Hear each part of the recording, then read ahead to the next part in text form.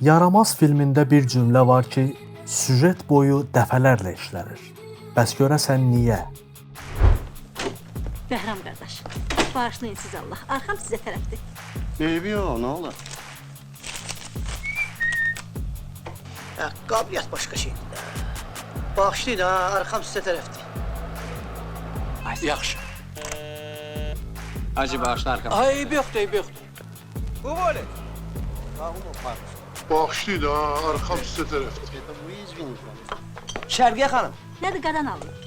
bağışlayın siz Allah. Arxam sizə tərəfdir. Eybi yoxdur, nə olar?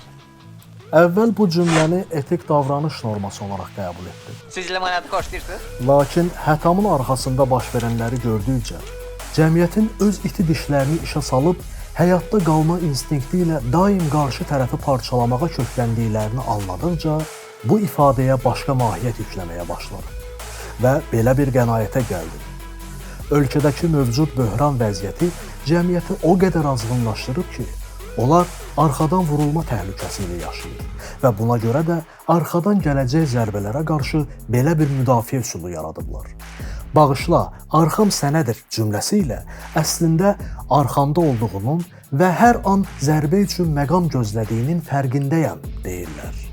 Başqa sözlə, bir gözüm üstündədir deyərək nəzarəti buraxmadıqlarını bildirirlər.